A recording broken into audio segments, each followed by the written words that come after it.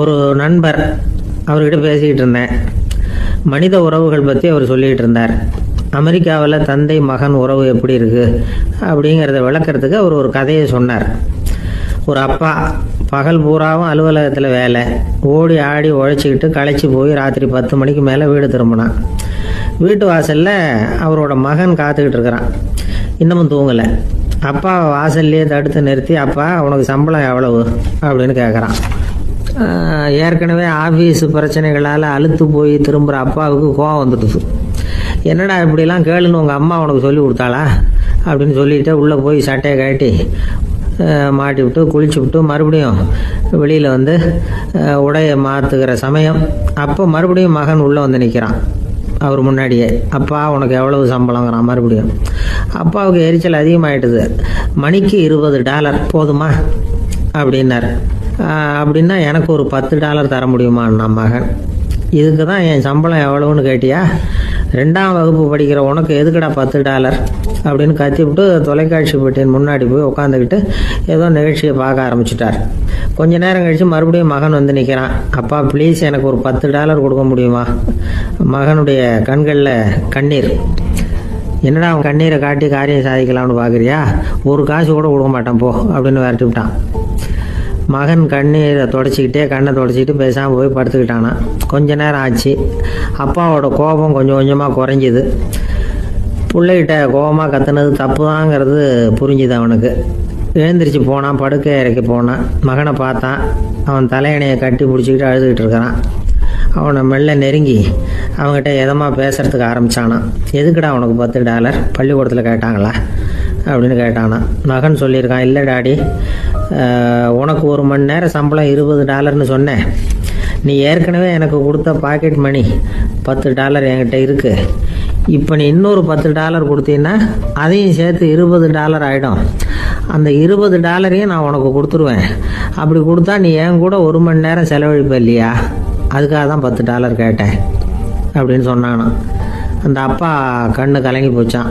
ஆதரவோடு தன்னுடைய மகனை கட்டி பிடிச்சி அழ ஆரம்பிச்சிட்டாராம். இதுதான் நண்பர் சொன்ன கதை.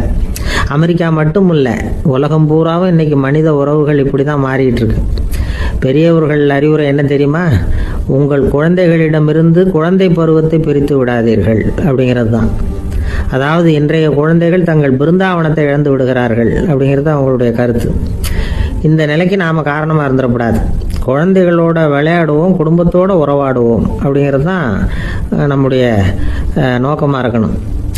இன்றைய உறவு முறைக்கு இன்னொரு உதாரணம் சொல்லுவாங்க. ஒருத்தர் வந்தாராம். அவர் பக்கத்தில் ஒரு சின்ன பையன். நாம் அவரை விசாரிக்கிறோம், யார் இந்த பையன் அப்படின்னா அவர் சொல்கிறார், இவன் எனக்கு தூரத்து உறவு அப்படின்னாராம். இந்த தூரத்து உறவுன்னா எப்படின்னு இருக்கான். இதுக்கு அவன் சொல்லியிருக்கிறான், இவன் எங்கள் அப்பாவுக்கு 8வது புள்ள அப்படின்னானான். இந்த காலத்து புள்ள ஒருத்தன் தன்னோட அப்பாவை பார்த்து சொன்னான், அப்பா நான் உனக்கு உதவி செய்யலாம்னு நினைக்கிறேன், என்ன உதவி செய்யணும்னு சொல்லு அப்படின்னா. நீ சும்மா இருந்தால் அதுவே எனக்கு செய்கிற பெரிய உதவிடா அப்படின்னார் அப்பா. சும்மா இருக்கிறதும் ஒரு உதவி தான், அது மாதிரி மௌனமும் ஒரு சமூக சேவை தான் அப்படிங்கிறார் காஞ்சி பெரியவர். நமக்கு 5 புலன்கள் இருக்குது, மெய் வாய் கண் மூக்கு செவி. இந்த 5லேயும் அதிகப்படியான வேலை எதுக்குன்னு நினைக்கிறீங்க? வாய்க்கு தான். ஏன்னா அதுக்கு 2 வேலை. இப்போ கண்ணுக்கு பார்க்குறது மட்டும்தான் வேலை, காதுக்கு கேட்குறது மட்டும்தான் வேலை, மூக்குக்கு வாசனை அறியறது தான் வேலை, உடம்புக்கு உணர்றது மட்டும்தான் வேலை. ஆனால் வாய் அப்படி இல்லை, அதுக்கு 2 வேலை. சாப்பிட்றதும் அதுதான், பேசுகிறதும் அதுதான். அதாவது வாய் ஒன்று தான் கர்மேந்திரியமாகவும் இருக்குது, ஞானேந்திரியமாகவும் இருக்குது அப்படின்னு சொல்லுவாங்க. சாப்பாட்டில் உட்காந்தா எந்தெந்த ஆகாரம் என்னென்ன ருசின்னு அறிவிக்கிற வேலையும் செய்யுது. சபையில் உட்காந்தா பாடுறது, பேசுறது, சிரிக்கிறது, இது மாதிரியான வேலையும் செய்யுது. இன்னொரு வித்தியாசம், கண்ணு காது மூக்கெல்லாம் ஸ்ட்ரெயின் பண்ணிக்கிட்டு வேலை செய்கிறதில்ல. ஒரு ரோஜா பூவை பார்த்தா உடனே மூக்கு அப்படியும் இப்படியும் அசைய ஆரம்பிக்கிறதில்ல. ஒரு சங்கீதத்தை கேட்ட உடனே காது ஆட ஆரம்பிக்காது. ஆனால் வாய் அப்படி இல்லை, அது பேசினாலும் சரி சாப்பிட்டாலும் சரி அசைஞ்சு தான் ஆகணும். ஆக மற்றதை விட வாய்க்கு வேலை ஜாஸ்தின்னு தெரியுது. சாப்பிட்றது பேசுறது அப்படின்னு 2 காரியம் அதுக்கு. இப்படி 2 காரியம் இருக்கிறதுனால அது 2ஐயும் பாதியாக குறைச்சிக்கணுங்கிறது கடவுள் அபிப்பிராயமாக இருக்கணும் அப்படிங்கிறார் காஞ்சி பெரியவர். ஆனால் இப்போ நாம் அப்படியே நடந்துக்கிறோம், அதுக்கு நேர்மாறாக நடந்துக்கிறோம். நாம் சாப்பிட்றதும் அதிகம், பேசுகிறதும் அதிகம். ரெண்டு வேலையையும் தேவைக்கு அதிகமாகவே செய்கிறோம். வாய் தான் ரொம்ப ஓவர் ஒர்க்குடு. அதுக்கு ஓய்வு கொடுத்தா உடம்பும் நல்லாயிருக்கும், உலகமும் நல்லாயிருக்கும். மௌன விரதம் இருக்கிறதெல்லாம் எதுக்காக நினைக்கிறீங்க? இதுக்காக தான். இந்த காலத்தில் மௌனமாக இருக்கிறவங்கெல்லாம் மகத்தான தொண்டு செய்கிறாங்க அப்படின்னு தான் சொல்லணும். சத்தம் அதிகமாக போய் தான் சவுண்டு பொல்யூஷன் வருது. அது மட்டும் இல்லை, மௌனமாக இருந்தால் சண்டை சச்சரவே வராது. மௌனம் கலக நாஸ்தி. ஆக இதுவும் ஒரு சமூக சேவை தான். நமக்கு தான் வாய் இருக்குதுங்கிறதுக்காக வசமாக சாப்பிட்றதும் தப்பு, வளவளன்னு பேசுகிறதும் தப்பு. ஒரு கருத்தை சொல்கிறதுக்கு ஒரே ஒரு சொல்லு போதும் அப்படின்னு இருக்கும்போது ரெண்டு சொற்களை செலவு பண்ணாதே. எவ்வளவு சொன்னாலும் அதனால் ஒரு பயனும் விளையாது அப்படின்னு தெரிய வருமே, ஆனால் அந்த ஒரு சொல்லையும் விரயம் பண்ணாதே அப்படிங்கிறார் ஒரு அறிஞர். எல்லா குணங்கள்லேயும் மௌனம்தான் சிறந்தது அப்படிங்கிறார் ஒருத்தர். மௌனமாக இருக்கிறது மூலமாக மற்றவர்கள் குறைகளை நம்மளால் தெரிஞ்சிக்க முடியும். அதே சமயத்தில் நம்மகிட்ட இருக்கிற குறைகளை மற்றவங்களுக்கு தெரியாமல் மறைச்சிக்கவும் முடியுங்கிறார் அவர். உண்மைதானே? ஒரு பெரிய மேடை பேச்சாளர், பொது வாழ்க்கையில் 25 வருஷ காலமாக ஈடுபட்டிருக்கிறவர். அவர் மனைவி ஒரு நாள் சொன்னாங்க, எங்கள் வீட்டுக்காரர் 25 வருஷ காலமாக பொது வாழ்வில் ஈடுபட்டிருந்தா கூட இந்த மாதம் 10ஆம் தேதியிலேருந்து தான் மக்களுக்கு சேவை செய்ய ஆரம்பிச்சிருக்கார் அப்படின்னு நாங்கள் ரொம்ப பெருமையாக. 10ஆம் தேதிக்கு அப்படி என்ன விசேஷம் அப்படின்னு கேட்டோம். அன்னையிலேருந்து தான் அவர் மேடையில் பேசுகிறத நிறுத்தினார் அப்படின்னாங்க அந்த அம்மா. கணவன் மனைவி அன்பாக இருக்கணும், ஒருத்தர் நல்லா புரிஞ்சுக்கணும், விட்டு கொடுக்குற மனப்பான்மை வேணும். அதுதான் ஒரு நல்ல குடும்பம். இன்றைக்கி பல குடும்பங்களில் அர்த்தமில்லாத சண்டைகள் தான் அதிகம். கிராமப்புறங்களில் வேடிக்கையாக ஒரு கதை சொல்லுவாங்க. ஒரு ஊரில் ஒரு ஆள் இருந்தான், வேலை வெட்டி இல்லாமல் சும்மாவே இருந்தான். அவனுக்கு கல்யாணம் பண்ணி வச்சாங்களாம். மனைவி சேர்ந்தா, சும்மாவே உட்காந்துருக்கிறியே, ஏதாவது சம்பாதிக்கிற வழியை பாரு அப்படின்ட்டு இருக்கா. அதுக்கு தான் யோசனை பண்ணிகிட்டு இருக்கிறேன், ஒரு அருமையான ஐடியா அப்படின்னு நானா. என்ன அது சொல்லு அப்படின்ட்டு இருக்கா. அவள் ஒரு ஆட்டுக்குட்டி வாங்க போகிறேன்னு இருக்கான். அதை வாங்கி என்ன பண்ண போகிறேன்னா, அந்த குட்டி வளரும், பெருசாகும், அதுக்கப்புறம் அது நிறைய குட்டி போடும் அப்படின்ட்டுருக்கான். சரி, அப்புறம் என்ன, அதையெல்லாம் சந்தையில் கொண்டுட்டு போய் விற்றுவிட்டு அந்த காசுக்கு ஒரு எருவு மாடு வாங்கலாம். சரி, அது எதுக்கு? எருவு மாடு நிறைய பால் கொடுக்கும், அதை கொண்டுகிட்டு போய் பால் பண்ணையில் கொடுப்பேன், அல்லது நானே விற்றுருவேன், கை நிறைய காசு கிடைக்கும். அதுக்கப்புறம் ஒரு பசுமாடு வாங்குவேன், பாலையும் விற்கலாம், நாமளும் காய் போட்டு சாப்பிட்லாம், இப்படிலாம் சொல்லியிருக்கான். அப்போ அந்த பொண்ணு சொல்லிச்சான், அடுத்த தெருவில் இருக்கிற எங்கள் அம்மா வீட்டுக்கும் கொஞ்சம் பால் கொடுத்து அனுப்பலாம் அப்படின்ட்டுருக்கா அந்த பொண்ணு. இந்த இடத்துல கணவனுக்கு கோவம் வந்துட்டுது. அது எப்படி உங்கள் அம்மா வீட்டுக்கு எதுக்கு கொடுக்கணும், அதெல்லாம் முடியாதுன்றிருக்கான். இந்த இடத்துல சண்டை ஆரம்பமாயிட்டுது. கொஞ்ச நேரத்தில் ரெண்டு பேரும் சத்தம் போட ஆரம்பிச்சிட்டாங்க. கடுமையான சண்டை நடக்கிறத பக்கத்து வீட்டுக்காரன் காதில் வாங்கினான். அவன் ஓடியாந்தான். அவனுக்கு தெரியும், வாங்காத மாட்டுக்காக இப்படி சண்டை போட்டுக்கிட்டு இருக்கிறாங்கங்கிறது அவனுக்கு புரியும். அவன் ஓடி சொன்னான், ஏண்டா உன்னோட பசுமாட்டை ஒழுங்காக கட்டி போடக்கூடாதான்னு இருக்கான். என்னடா சொல்கிறேன்னா, இவன் உன் மாடு என் தோட்டத்தில் மேய்ஞ்சுட்டுது, பயிரெலாம் நாசமாயிட்டுது, 10,000 ரூபா அளவுக்கு சேதம், அதை வாங்கிட்டு போகிறதுக்கு தான் வந்தேன், குடுறா 10,000 நானா. இவன் அரண்டு போயிட்டான். அப்புறம் சொன்னான், டே நான் இன்னும் மாடே வாங்கலையே, அதுக்குள்ளே அது எப்படிடா உன் தோட்டத்தில் மேயும், என்னடா உளர்றேன்னு இருக்கான். நீ தாண்டா இப்போ உளறிக்கிட்டு இருக்க, மாடே வாங்கலை, அதுக்குள்ளே எப்படிடா உன்னுடைய மனைவி அவங்க அம்மா வீட்டுக்கு பால் கொடுத்து அனுப்ப முடியும் அப்படின்னு அவன் கேட்டானா. நம்மளால இப்போ தான் புத்தி வந்துதான். அர்த்தமே இல்லாத சண்டை போட்டுக்கிட்டு இருக்கிறோம் அப்படிங்கிறத அவன் புரிஞ்சுக்கிட்டானான். இது நம்ம முன்னோர்கள் சொல்லியிருக்கிற ஒரு கதை. சண்டையில் தான் அர்த்தம் இல்லையே தவிர கதையில் அர்த்தம் உண்டு. அதாவது இல்லாத விஷயங்களுக்காக சண்டை போட்டுக்கிட்டு இல்லறத்தை வீணாக்கிக்கிட்டு இருக்கிற மனிதர்கள் இன்றைக்கு நிறைய பேர் இருக்கிறாங்க. ஒருத்தன் தன்னுடைய மனைவியை பற்றி மாமனார்கிட்ட புகார் சொன்னானா, மாமா உங்கள் பொண்ணு அர்த்தமில்லாத சண்டை போடுறா, எதுக்கு எடுத்தாலும் எடுத்தெறிஞ்சு பேசுகிறா அப்படின்ட்டுருக்கான். நீ எப்படி மாப்பிள்ளை அதை சமாளிக்கிற அப்படின்னு கேட்டிருக்காரு அவரு. அவள் எடுத்தெறியறது என் மேலே படாமல் ஒதுங்கி நின்றுக்கிறேன் அப்படின்னு நானா. இவன் நம்மக்கிட்ட ஒருத்தன் தப்பாக நடந்துக்கிட்டானா உடனே நாம் என்ன செய்வோம், கையை ஓங்கிட்டு அவனை அடிக்க போவோம். நாம் அவங்ககிட்ட அவனை விட ஒருபடி மேலாக தப்பாக நடந்துக்குவோம். ஆனால் பெரியவங்கள்லாம் அப்படி நடந்துக்கிறது இல்லை. இன்னா செய்தாரை ஒருத்தல் அவர் நாண நன்னயம் செய்து விடல் அப்படின்னு வள்ளுவர் சொல்லியிருக்கார் இல்லையா. அதுக்கு தகுந்த மாதிரி நடந்துக்குவாங்க. பாயசித் விஸ்தாமிங்கிறவர் ஒரு பெரிய ஞானி. அவர் ஒரு நாள் ராத்திரி ரொம்ப நேரம் மசூதியில் இருந்துட்டு வீட்டுக்கு திரும்பி வந்துகிட்டு இருக்கிறார். வழியில் ஒரு குடிகாரன், அவன் கையில் ஒரு இசைக்கருவி, அதை கண்ணா பின்னான்னு மீட்டிக்கிட்டு வாய்க்கு வந்தபடியே என்னத்தையோ பாட்டுன்னு நினச்சிக்கிட்டு பாடிக்கிட்டு அவன் பாட்டுக்கு கிடக்கிறான் வழியில். அதோடு இருந்தாலும் பரவாயில்ல, அந்த பக்கமாக வழியில் போகிறவங்க வர்றவங்களையெல்லாம் பார்த்து கண்ணா பின்னான்னு திட்டிக்கிட்டு இருக்கிறான், ரொம்ப வளர்க்குறான். பாயசித் பிஸ்தாமிங்கிற அந்த பெரியவர் அந்த வழியாக போகிறார். அவனை பார்க்குறார். அவனுடைய நிலைமையை பார்த்துட்டு பரிதாபப்படுறார். ஏன்பா இது மாதிரியெல்லாம் நடந்துக்கிற, இப்படி நடக்கலாமா அப்படின்னு ஏதோ கொஞ்சம் புத்திமதி சொல்கிறதுக்கு ஆரம்பித்தார். அவனுக்கு கோபம் வந்துட்டுது. கையில் வச்சிருந்த வாத்திய கருவி அதால் ஓங்கி அந்த பெரியவர் தலையில் ஒரு அடி கொடுத்தான். ரத்த காயம் ஏற்பட்டு போச்சு. அவன் கையில் இருந்த இசைக்கருவியும் அடித்த வேகத்தில் ரெண்டாக உடஞ்சி போச்சு. அவ்வளோ வேகமாக அடிச்சிருக்கான்.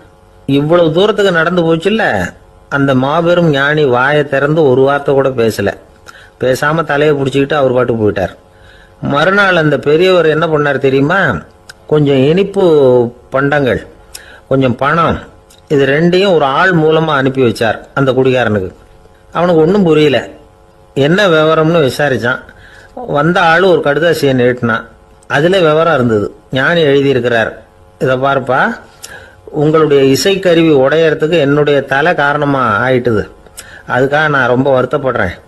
அதுக்காக தான் பணம் அனுப்பி வச்சுருக்கேன். வேறு புதுசாக ஒரு இசைக்கருவி வாங்கிக்கோ. அப்புறம் இன்னொரு விஷயம், நேற்றுக்கு ராத்திரி என்கிட்ட ஏகப்பட்ட கசப்பான வார்த்தைகளை பேசினேன். இதோட அனுப்பியிருக்கிற இனிப்பு பண்டங்களை சாப்பிட்டு உன்னுடைய நாவில் உள்ள கசப்பை மாற்றிக்கோ அப்படின்னு அதில் எழுதப்பட்டிருந்தது. இந்த சமயத்தில் அவன் குடி மயக்கத்தில் இல்லை, தெளிஞ்சு போயிருந்த நேரம் அது. அதனால் அதை படித்த உடனே அவனுக்கு ரொம்ப வெக்கமாக போச்சு. தலை குனிஞ்சான், யோசனை பண்ணான். கொஞ்ச நேரத்தில் தன்னுடைய நண்பர்கள் சில பேரையும் கூப்பிட்டுக்கிட்டு நேராக அந்த ஞானி இருக்கிற இடத்துக்கு ஓடினான். அவர் காலில் விழுந்தான். அவர்கிட்ட மன்னிப்பு கேட்டுக்கிட்டான். பெரியவங்களே தெரியாமல் நான் இந்த பாவ செயலை பண்ணிவிட்டேன், என்னை மன்னிச்சுங்க. உங்களுடைய பொறுமையும் போதனையும் என்னுடைய கண்ணை திறந்துட்டுது. இனிமேல் நானும் என்னுடைய நண்பர்களும் நல்ல வழியில் திருந்தி வாழ போகிறோம் அப்படின்னா. ஞானி செய்த நன்னயம் குடிகாரனை எப்படி திருத்திருக்கு பார்த்தீங்களா? இந்த கதையை கேட்டுவிட்டு ஒருத்தர் சொன்னார், என் வாழ்க்கையில் கூட அப்படி ஒரு சம்பவம் நடந்தது சார். நானும் ஒரு நாள் ராத்திரி ஓவராக குடிச்சிட்டு ஒரு கிட்டாரை வாசிச்சுக்கிட்டு கண்ணாபின்னான்னு உளறிக்கிட்டு திட்டிக்கிட்டு இருந்தேன். அந்த சமயம் அந்த வழியாக ஒருத்தர் வந்தார். ஓங்கி தலையில் ஒரே ஒரு அடி, ரத்தம் வந்துட்டுது. அதுக்கப்புறம் என் மனசு தெரிந்துட்டுது சார் அப்படின்னார். அப்படியா என்ன ஆச்சரியமா? ஆமாம் சார், அடி விழுந்தது அவர் தலையில் இல்லை, என் தலையில். வந்தவர் என்ன அப்படி அடிச்சுட்டார். மயக்கம் தெளிஞ்சதுக்கு அப்புறம் தான் எனக்கு விவரம் புரிஞ்சுது. அவர் ஒரு போலீஸ்காரர் அப்படின்னார் ரொம்ப சோகமா. ஒரு பெரியவர்கிட்ட பேசிக்கிட்டு இருந்தேன். அவர் என்கிட்ட ஒரு கேள்வி கேட்டார். திருடர்கள் எத்தனை வகை தெரியுமா உனக்கு அப்படின்னார். இதுதான் அவர் கேட்ட கேள்வி. எதுக்காக என்ன பார்த்து அந்த கேள்வி கேட்டாரு தெரியல. இருந்தாலும் நான் அவருக்கு பதில் சொன்னேன். திருடர்களில் எத்தனையோ வகை உண்டுங்க. கார் திருடன், சைக்கிள் திருடன், முகமூடி திருடன், எப்படி சொல்லிகிட்டே போகலாம். இருந்தாலும் என்னுடைய சிற்றறிவுக்கு எட்டின வரையில் திருடர்களை 2 வகையாக பிரிக்கலாம் அப்படின்னு நினைக்கிறேன். ஒன்று ராத்திரியில் திருடுற திருடன், இன்னொருத்தன் பகலில் திருடுற திருடன். அதாவது பகல் திருடன், ராத்திரி திருடன் அப்படின்னு பெரியவர் சிரிச்சார். என்ன சிரிக்கிறீங்களே என்ன? கள்வர்கள் 4 வகை அப்படின்னு ஆரம்பிச்சார். எப்படின்னு கேட்டேன். சாப்பாட்டுக்கு இல்லாமல் திருடுறாங்க பாருங்க, அது ஒரு வகையான். சாப்பாட்டுக்கு இருந்தும் திருடுறாங்க பாருங்க, அது ஒரு வகையான். இதை தவிர இன்னும் ஒரு 2 வகை திருட்டு உண்டு. அது என்னன்னா, ஆண்டவன் கிட்ட இருந்து நாம திருடுற திருட்டு. இன்னொன்னு என்னன்னா, நம்ம கிட்ட இருந்து ஆண்டவன் திருடுற திருட்டு அப்படின்னார். எனக்கு ஒன்றும் புரியல. என்ன சார் இது, ஆண்டவனையே திருடன்னு சொல்றீங்களே அப்படின்னு ஆச்சரியமா. ஆமாங்க, ஆண்டவனை கல்வன்னு சொல்றது இல்லையா? காஞ்சிபுரத்துக்கு பக்கத்துல திருக்கார்வனம் அப்படின்னு ஒரு ஊர் இருக்கு. அங்க உள்ள பெருமாளுக்கு கல்வர்னு தான் பேரு. அது மட்டும் இல்ல, திருமங்கை ஆழ்வார் தம்முடைய திரு நெடுந்தாண்டகத்துல கார்வனத்துள்ளாய் கல்வா அப்படின்னு தான் அழைக்கிறார் அப்படின்னு நிறைய உதாரணம்லாம் சொல்ல ஆரம்பிச்சார். அதுக்கப்புறம் அவர்கிட்ட பேசி நான் புரிஞ்சுக்கிட்ட விவரங்களை தான் இப்போ உங்ககிட்ட சொல்ல போகிறது. அதாவது அவர் சொன்ன முதல் வகை திருடர்கள் சாப்பாட்டுக்கு இல்லாமல் திருடுறவங்க. இவங்களை திருத்தி போடலாம். சாப்பாட்டுக்கு இருந்தும் பணம் சேர்க்கணுங்கிற ஆசையால் பொய் கணக்கெல்லாம் எழுதுறாங்க பாருங்க, அவங்க தான் 2வது வகை. 3வது வகை திருட்டு தான் மிகப்பெரிய திருட்டு. இறைவனுக்கு சொந்தமானதை நம்முடையதுன்னு நினைக்கிற திருட்டு. எது இறைவனுக்கு சொந்தமானது அப்படின்னா ஆத்மா.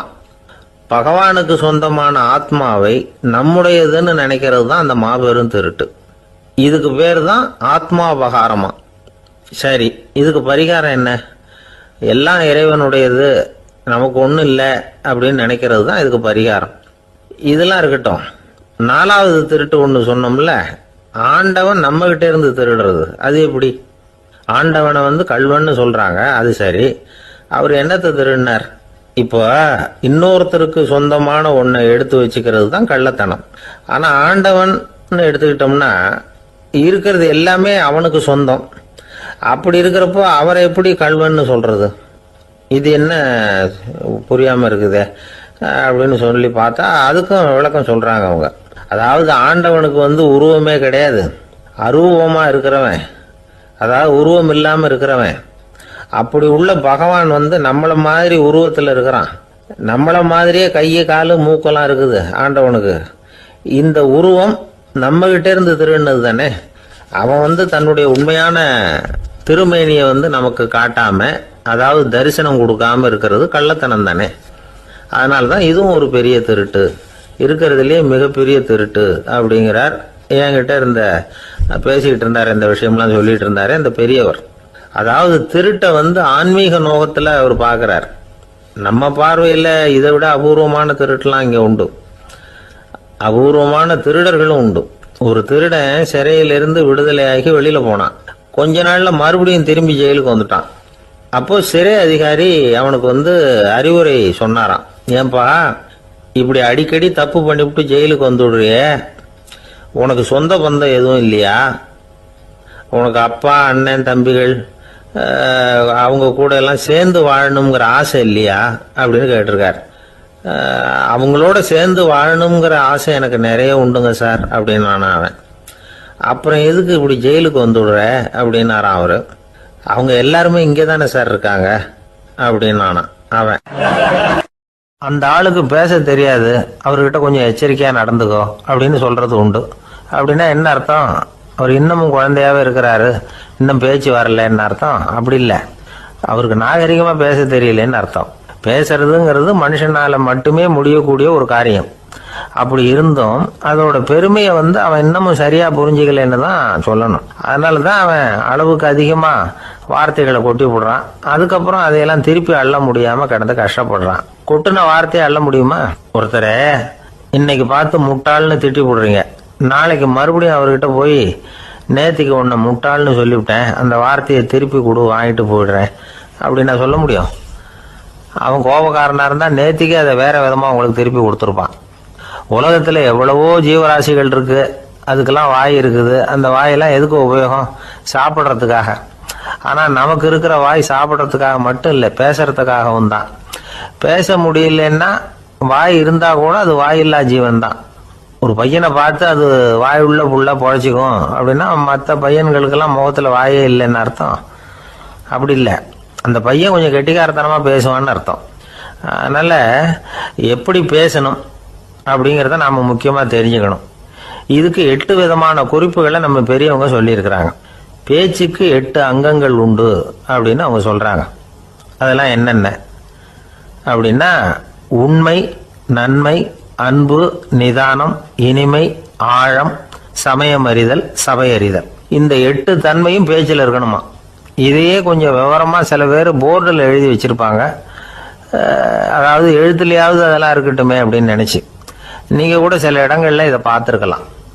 அதாவது உண்மையே பேசுக, நன்மையே பேசுக, அன்பாக பேசுக, நிதானமாக பேசுக, இனிமையாக பேசுக, ஆழமுடையதாக பேசுக, சமயமறிந்து பேசுக, சபையறிந்து பேசுக, இப்படி எழுதி வச்சிருப்பாங்க. இந்த 8 அம்சமும் சரியா பொருந்தி இருந்தாதான் அது பேச்சு. மற்றதெல்லாம் பேச்சாயிடாது. பேச்சு ஒரு சிறந்த கலை. எல்லாத்தையும் விட பேசாம இருந்தும் பழகணும், அது ரொம்ப முக்கியம். உண்மையே பேசணும். சத்தியத்துக்கு மதிப்பு கொடுக்கறவங்களை தான் சரித்திரம் மதிக்கும். உண்மை பேசினா மட்டும் போதாது, அந்த உண்மையில நன்மை கலந்துருக்கணும். கொலைகாரனுக்கு பயந்துக்கிட்டு ஒருத்தன் உங்க வீட்டுக்குள்ள ஒளிஞ்சிருக்கிறான். அந்த முரட்டை ஆசாமி கையில அறிவாளோட அவன் இங்க வந்தானான்னு உங்ககிட்ட கேட்கறான்னு வச்சுங்க. உண்மைதான் உயர்வு தரும் அப்படின்னு நினைச்சுக்கிட்டு ஆமா உள்ளதான் இருக்கிறான், அடுப்பங்கரையில குதிருக்கு பின்னாடி உட்காந்துருக்கிறான், போய் பிடிச்சிட்டு போங்க அப்படின்னு சொல்லுவீங்க. அது நன்மை இல்லாத உண்மை. அதனால பிரயோஜனம் கிடையாது. அதே மாதிரி உங்க பேச்சில் அன்பு இருக்கணும், நிதானம் இருக்கணும், இனிமை இருக்கணும், சிந்தித்து பேசணும், சமயம் அறிந்து பேசுறதும் முக்கியம். அதை பத்தி நமக்கு வேற யாரும் சொல்லிக் கொடுக்க வேண்டியதில்லை. எந்த நேரத்துல யாருக்கிட்ட எப்படி பேசினா காரியம் நடக்கும் அப்படிங்கிறது நமக்கு நல்லா தெரியும். அது கைவந்த கலை. அவையறிந்து பேசுற திறமை பேச்சாளர்களுக்கு ரொம்ப அவசியம். அது இல்லைன்னா நிலைமை பரிதாபமாயிடும். ஒரு பேச்சாளர் ரொம்ப மும்முரமா பேசிக்கிட்டே இருந்தாராம். ரொம்ப நேரம் நிறுத்தவே இல்லை, பேசிக்கிட்டே இருக்கிறாரு. சபையில் இருந்தவங்க எல்லாம் ஒவ்வொருத்தரும் எழுந்திரிச்சு போய்கிட்டே இருக்கிறாங்க. கடைசியில 2 பேர் தான் அக்கறையா பேசுறவரை கவனிச்சுட்டு உட்காந்துருந்தாங்களாம். மேடையில் பேசிக்கிட்டு இருந்தவர் அவங்கள பார்த்து சொன்னாராம், எனக்கு கூட்டம் முக்கியம் இல்லை, எவ்வளவு பேர் என் பேச்சை கேட்குறாங்க அப்படிங்கிறது முக்கியம் இல்லை. நீங்க 2 பேராவது ஊக்கமா என்னை கவனிச்சுக்கிட்டு உட்காந்துருக்கிறீங்க, அது போதும். உங்களுக்காகவே நான் பேசிக்கிட்டு இருக்கிறேன் அப்படின்னார். இதை கேட்டதும் உட்கார்ந்துருந்த 2 பேர்ல ஒருத்தர் எழுந்திருச்சு, அப்படி இல்லைங்க, நாங்க 2 பேரும் நீங்க பேசி முடிச்ச உடனே தொடர்ந்து பேச வேண்டிய ஆளுங்க, அதுக்காக தான் காத்துக்கிட்டு இருக்கிறோம், சீக்கிரம் முடிங்க அப்படின்னாங்களாம். ஒரு ஊர்ல ஒரு துறவி இருந்தார், புத்த சமய துறவி. அந்த ஊர் மன்னன் அவரை பத்தி கேள்விப்பட்டிருக்கான். ஒரு நாள் புறப்பட்டு போனா, துறவியின் பாதங்களை தொட்டு வணங்கினான். அதுக்கப்புறம் சொன்னான், ஐயா, நான் உங்களை அரண்மனைக்கு அழைச்சிட்டு போறதுக்காக வந்திருக்கிறேன், இனிமே நீங்க இங்க எதுக்கு இருக்கணும் அப்படின்னானா. அவன் மனசுக்குள்ள என்ன நினைப்புன்னா, இவர் எங்க வர போறாரு, நான் ரொம்ப எளிமையானவன், எனக்கு எதுக்கு அரண்மனை வாசம்னு சொல்லி விடுவார் அப்படின்னு நினைச்சிருக்கான். ஆனா அந்த துறவி என்ன பண்ணாரு தெரியுமா, அப்படியா, சரி போகலாம், வா, போய் உன் ரதத்தை கொண்டுட்டு வா, அரண்மனைக்கு போகும்பொழுது அதுக்கு தகுந்த மாதிரி ஆடம்பரமா போகணும் அப்படின்னு விட்டாரான். துறவி இப்படி சொன்னதும் அந்த மன்னனுக்கு மனசுக்குள்ள சந்தேகம் வந்துட்டுது. இவர் உண்மையிலேயே துறவி தானா, ஏமாத்து பேர் வழி மாதிரி தெரியுதே அப்படின்னு நினைச்சிருக்கான். இருந்தாலும் இனிமே என்ன பண்றது, சொல்லியாச்சு. ரதத்தை கொண்டுட்டு வந்தான். துறவி ஏறி உக்காந்தார். பக்கத்துல ராஜா, அவரு ரொம்ப உற்சாகமா வரார். இவன் ரொம்ப சோர்ந்து போய் வரான். துறவி மரத்தடியிலேயே வாழ்ந்து பழக்கப்பட்டவர், அரண்மனையில எளிமையா ஒரு இடத்துல உட்காந்துக்குவார் அப்படின்னு நினைச்சான். ஆனா அப்படி இல்லை. அரண்மனைக்கு வந்த உடனே அந்த துறவி அதை கொண்டுட்டு வா, இதை கொண்டுட்டு வான்னு சொல்லி உத்தரவு போட ஆரம்பிச்சுட்டார். அரண்மனையில இருந்தா அரசனை மாதிரி இருக்கணும் அப்படிங்கிறார். ராத்திரி பூரா சௌரியமா தூங்கினார். பகல்ல அரண்மனை தோட்டத்துல உலாவ வேண்டியது, நீச்சல் குளத்துல குளிக்க வேண்டியது, இப்படியே பொழுது போக்கிட்டு இருக்கிறார். அந்த அரண்மனையில துறவி மகிழ்ச்சியா இருக்கிறார். மன்னனால அப்படி இருக்க முடியல. அவருக்கு எந்த கவலையும் இல்லை, இவனுக்கு அரசாங்க கவலைகள். துறவி அப்படி இருக்கிறத இவனால தாங்கிக்க முடியல. ஒரு நாள் அவர்கிட்டயே போய், நான் உங்ககிட்ட கொஞ்சம் பேசணும் நானா. துறவி பார்த்தார். நான் இந்த அரண்மனைக்கு வரும்பொழுதே நீ என்னமோ என்கிட்ட கேட்கணும்னு நினைச்ச, ஏன் கால தாமதம், நீ அனாவசியமா உன்னையே தொந்தரவு பண்ணிட்டு இருக்கிற, நீ கவலையா இருக்கேங்கிறது எனக்கு புரியுது. நான் மரத்தடியில் இருந்தப்போ கூட என்னை அடிக்கடி சந்திச்சுக்கிட்டு இருப்ப, ஏதாவது விளக்கம் கேட்கறது உண்டு. இங்க வந்த பிறகு என்னை சந்திக்கிறது கூட அபூர்வமா போயிட்டுது. நீ இப்போ என்ன கேட்க போறேங்கிறது எனக்கு தெரியும், இருந்தாலும் கேளு அப்படின்னாராம். வேற ஒண்ணும் இல்லைங்க, இப்போ உங்களுக்கும் எனக்கு என்ன வித்தியாசம், 2 பேரும் அரண்மனையில தான் இருக்கிறோம். நீங்க மகிழ்ச்சியா இருக்கிறீங்க, நான் அப்படி இருக்க முடியல. இவ்வளவுக்கும் நீங்க முன்னாடி இருந்தது மாதிரி இல்லை. தினமும் தங்க தேர் கேட்கறீங்க, உயர்தரமான ஆடைகள் அணிகிறீங்க, சுவையான சாப்பாடு. இப்படி இருக்கிறப்போ உங்களுக்கு எனக்கு என்ன வித்தியாசம்? இதுதான் மன்னனுடைய கேள்வி. இதுக்கு பதில் சொல்றேன், என் கூட புறப்பட்டு வா, இந்த நகரத்துக்கு வெளியில போவோம் அப்படின்னு சொல்லி அரசனை கூப்பிட்டுக்கிட்டு ஊர் எல்லைக்கு சேர்ந்தார் துறவி. அங்க போய் சொன்னார், இத பாருப்பா, இந்த இடத்த தான் தேடிட்டு இருந்தேன், இனிமே நான் திரும்பி வர போறதில்ல, நீ என்னோட வர்றியா திரும்பி போறியா அப்படின்னார். நான் எப்படிங்க உங்க கூட வர முடியும், என்னுடைய நாடு, என்னுடைய சொத்துக்கள், மனைவி மக்கள் எல்லாத்தையும் விட்டுட்டு எப்படிங்க வர்றதுன்னா. இப்ப அந்த துறவி சொன்னார், இப்ப வித்தியாசத்தை தெரிஞ்சுக்கிட்டியா, நான் அரண்மனையில் இருந்தேன், எல்லா வித பொருள்களும் உடையவனா இருந்தேன், ஆனா எதையும் சொந்தம் கொண்டாடுறவனா இருக்கல. ஆனா நீ அப்படி இல்லை, எல்லாத்தையும் சொந்தம் கொண்டாடிட்டு இருக்கிற, இதுதான் நமக்குள்ள வித்தியாசம் அப்படின்னு சொன்னார். அரண்மனை ஆடைகளை அப்படியே கலைஞர் அரசங்கிட்ட கொடுத்தார். உன்னுடைய ஆடைகளை நீயே வச்சுக்கோன்னார். அவர் பாட்டுக்கு நடந்து போனார், திரும்பியே பார்க்கல. அரசனுக்கு அப்பதான் தன்னுடைய அறியாமை விளங்குச்சான். இதுல இருந்து நாம புரிஞ்சுக்க வேண்டியது என்னன்னா, இந்த உலகத்துல எத்தனையோ பொருள்கள், அதையெல்லாம் முறையா பயன்படுத்தினா மகிழ்ச்சி, அதை விட்டுட்டு அதுக்கெல்லாம் சொந்தம் கொண்டாட ஆரம்பிச்சா கவலை. நம்ம ஆட்கள் சொந்தம் கொண்டாடுற விதமே தனி. ஒரு ஆளு இன்னொருத்தங்கிட்ட ஒரு கொடை கடன் வாங்கியிருந்தான், திருப்பி கொடுக்கல. கொடையை கொடுத்தவன் கேட்டான், என்கிட்ட கடன் வாங்கினிய கொடை, அதை கொஞ்சம் திருப்பி தர்றியான்னா. அது உனக்கு இப்போ அவசரமா தேவைப்படுதா அப்படின்னு கேட்டான் இவன். எனக்கு தேவைப்படல, அந்த கொடையை நான் யாருகிட்ட வாங்கியிருந்தேனோ அவனுக்கு இப்போ அது அவசரமாக தேவைப்படுது அப்படின்னு நானும் அந்த ஆள். ஒரு ஆசாமி வேகமாக ஓடிக்கிட்டு இருந்தான். ஏன் இப்படி ஓடுறேன்னு கேட்டார் இன்னொருத்தர். அங்கே ஒரு ஆள் அடிபட்டு கிடக்குறான், அதை பார்த்தேன், உடனே ஓடுறேன்னா. எங்கேன்னு கேட்டார். ஆஸ்பத்திரிக்குன்னா. ஒரு ஆள் அடிபட்டு கிடக்கிறத பார்த்தா உடனடியாக நாம் செய்ய வேண்டியது முதல் உதவி, அதுக்கப்புறம் தான் ஆஸ்பத்திரி. இன்றைக்கி விபத்துங்கிறது சர்வசாதாரணமாக நடந்துக்கிட்டு இருக்குது. வாகன விபத்து, வெடிகுண்டு விபத்து, தீ விபத்து, கட்டடம் சரியறது, பூகம்பம், இப்படி நிறைய நடக்குது. ஒரு விபத்தை பார்த்துட்டா நம்மளில் பல பேர் நமக்கு என்னத்துக்கு வம்புன்னு ஒதுங்கி போயிடுறதும் உண்டு. சில பேர் துணிஞ்சு கிட்ட போய் உதவி செய்கிறதும் உண்டு. அப்படி உதவி செய்ய நினைக்கிறவங்களுக்கு உபயோகப்படுற தகவல் இது. விபத்தில் காயமடைஞ்சவங்களை 3 பிரிவாக பிரிக்கலாமா. முதல் வகை கொஞ்சம் சீரியஸானது, உயிருக்கு உடனே ஆபத்து தரக்கூடியது. மூளை காயம், முகம், கழுத்து காயங்கள், இருதயம், நுரையீரல் காயங்கள், வயத்தில் உள்ளுறுப்பு காயங்கள், அதிகப்படியான இரத்தப்போக்கு, இதனால எல்லாம் பாதிக்கப்பட்டிருந்தால் அது முதல் வகை அப்படின்னு நாமளே மனசுக்குள்ளே முடிவு பண்ணிக்கணும். இவங்களுக்கெல்லாம் உடனடியாக முதல் உதவி கொடுக்கணும். தாமதப்படுத்தாமல் ஆஸ்பத்திரிக்கு கொண்டுகிட்டு போயிடணும். இப்படி கொஞ்சம் எச்சரிக்கையாக நடந்துக்கிட்டால் அவங்களில் பல பேரை காப்பாற்றி போடலாம். 2வது வகை எப்படின்னா, முதல் உதவி விரைவாக கிடைச்சா உயிர் பிழைக்கக்கூடிய மார்பு காயங்கள், கைகால் எலும்பு முறிவு, இடுப்பு முதுகெலும்பு காயம், சீரான இரத்த சேதம், இப்படிப்பட்டவங்களை 2வது வகையாக பிரிக்கணும். ஆபத்து இல்லாத சிராய்ப்புகள், சிறு காயங்கள், இரத்த உறைவுகள், இதனால் பாதிக்கப்படுறவங்க 3வது வகை. ஒருத்தர் தலையில் அடிபட்டு நினைவு விழுந்துட்டாருன்னு வச்சுங்க, அவருக்கு வாந்தி வர்றதுனால புறையேறி மூச்சு அடைப்பு உண்டாகும். இப்படி ஆகாமல் இருக்கிறதுக்காக தலையை ஒரு பக்கமாக சாய்ச்சி வைக்கலாம். நாடி துடிப்பையும் இதய துடிப்பையும் தொட்டு பார்க்கணும். அது குறைஞ்சிருந்தாலும் சரி, நின்று இருந்தாலும் சரி, அவர் மார்பை நிமிஷத்துக்கு 80 தடவை உள்ளங்கையால் அழுத்தி இதய துடிப்பை மீட்கிறதுக்கு உதவி பண்ணணும். கழுத்தில் காயம்பட்டாலும் ஆபத்து அதிகம். கழுத்துக்கு அடியில் ஒரு துண்டை மடித்து வைக்கலாம். 2 பக்கமும் சின்ன தலையணை அல்லது துணி மடிப்புகளை வச்சு கழுத்தை அதிகமாக அசையாமல் பார்த்துக்கலாம். முதுகெலும்பு முறிஞ்சிருக்குமோ அப்படிங்கிற சந்தேகம் இருந்ததுன்னா அவரை அதிகமாக அசைய விடக்கூடாது. அதிகமாக அசைஞ்சால் தண்டு இடத்துல பாதிப்பு ஏற்பட்டு கை கால் விளங்காமல் போயிடும். அவரை ஒரு கனமான போர்வை இல்லைன்னா பாயில் படுக்க வச்சு 4 பேர் மெதுவாக தூக்கி மருத்துவ உதவிக்கு அனுப்பி வைக்கலாம். கையெலும்பு முறிஞ்சிருந்தால் முறிஞ்ச பாகத்தை உடம்போடு சேர்த்து அசையாமல் கட்டி போடலாம்.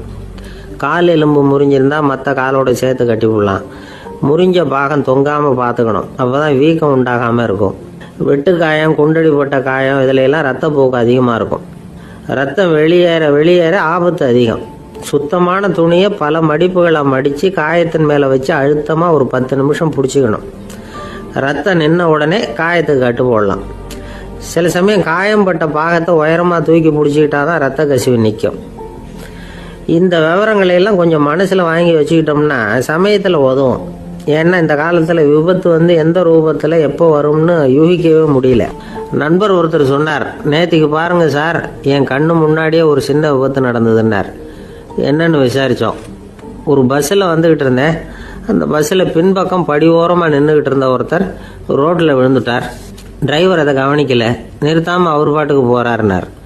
கண்டக்டர் உடனே விசில் கொடுத்து பஸ்ஸை நிறுத்த வேண்டியது தானே அப்படின்னோம். அதுதான் சார் முடியாமல் போச்சுன்னார் அவர். ஏன்னு கேட்டாங்க.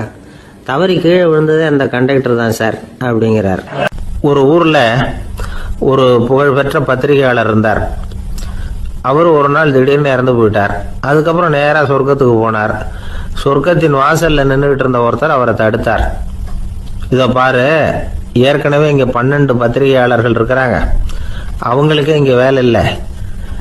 அதுக்கு என்ன காரணம்னா, சொர்க்கத்தில் திடுக்கிடும் செய்திகள்லாம் ஒன்றும் கிடையாது. அப்படி என்ன இருக்க போகுது இங்கே எல்லாம் அது ஒழுங்காக நடந்துகிட்டு இருக்கோம். எல்லாம் ஒழுங்காக நடந்தால் பத்திரிகைகளுக்கு சுவாரஸ்யமான கொலை, கொள்ளை, தீ வைப்பு இது மாதிரி எதுவும் இங்கே இல்லை. ஏற்கனவே இங்கே இருக்கிறவங்க எல்லாரும் மரத்தடியில் உட்காந்துக்கிட்டு தியானம் பண்ணிகிட்டு இருக்கிறாங்க. அந்த ஒரே செய்தி தான் தினமும் இங்கே வந்துக்கிட்டு இருக்குது. அதை படிக்கிறதுக்கே இங்கே ஆள் கிடையாது. அதனால் நான் என்ன சொல்கிறேன்னா, நீ பேசாமல் நரகத்துக்கே போயிடு. அங்கே எவ்வளவோ நிகழ்ச்சிகள் நடந்துக்கிட்டு இருக்கு. அங்கே தான் அதிகமான பத்திரிகையாளர்கள் தேவைப்படுறாங்க. அங்கே உனக்கு நிறைய வேலை இருக்கும். அதை செய்கிறதில்ல நீயும் மகிழ்ச்சியாக இருக்கலாம் அப்படின்னு சொன்னாராம். அங்கே அந்த சொர்க்கத்தின் வாசலில் நின்றுக்கிட்டு இருந்தவர். இந்த பத்திரிகையாளர் அங்கேயே நின்று கொஞ்சம் யோசனை பண்ணார். இவருக்கு சொர்க்கத்திலே இருக்கணும்னு தான் ஆசை. அதனால் மெதுவாக அவர்கிட்ட பேசினாராம். ஐயா, என்ன ஒரு 24 மணி நேரம் இங்கே உள்ளே இருக்கிறதுக்கு அனுமதி கொடுங்க. இங்கே இருக்கிற பல பத்திரிகையாளர்களை எனக்கு தெரியும். அவங்களில் சில பேரை சமாதானப்படுத்தி மெதுவாக பேசி நரகத்துக்கு அனுப்பி வச்சுட்றேன். நான் இங்கே இருந்துக்கிறேன். உங்கள் கணக்குப்படி 12 பேருக்கு மேலே இங்கே தாண்டாது, அப்படி பார்த்துக்கிறேன் அப்படின்னாராம். அவரும் யோசனை பண்ணி பார்த்துட்டு, சரி அப்படியே உனக்கு அனுமதி கொடுக்குறேன், ஆனால் ஒரு விஷயம், 24 மணி நேரம் தான் அனுமதி, அதுக்குள்ளே எல்லாம் நடக்கணும் அப்படின்ட்டுருக்கார். சரின்னு சொல்லிவிட்டு இந்த பத்திரிகையாளர் உள்ளே போனார். யோசனை பண்ணார். திட்டம் போட்டு ஒரு பொருளையை கிளப்பி விட்டார். சக பத்திரிகையாளர்கள் எல்லாம் கூப்பிட்டு சொன்னாராம், இந்த பாருங்க, நரகத்தில் ஒரு பெரிய தினசரி பேப்பரை கொண்டுகிட்டு வர்றதுக்காக திட்டம் போட்டுக்கிட்டு இருக்காங்க. அதுக்கு பல அதிகாரிகள் தேவைப்படுறாங்க.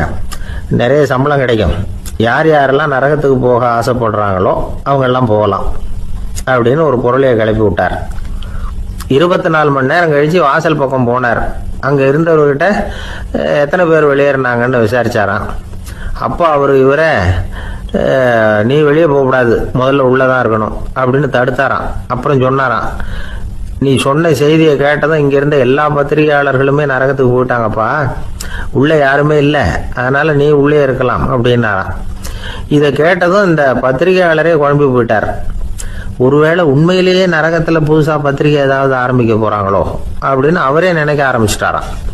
அப்புறம் சொன்னாராம், ஐயா என்னை விட்டுருங்க, நான் நரகத்துக்கே போயிடுறேன், அங்கே ஏதோ விசேஷம் இருக்கணும் அப்படின்னாராம். இல்லைன்னா இத்தனை பேரும் ஒட்டுமொத்தமாக அங்கே போகிறதுக்கு சான்ஸே இல்லை, என்னை தடுக்காதீங்கன்னு கெஞ்ச ஆரம்பிச்சுட்டாராம். மற்றவங்க நம்பணுங்கிறதுக்காக ஒரு பொருளையை கிளப்பி விட்டார். கடைசியில் தானே அந்த பொருளைக்கு ஆளாயிட்டார்.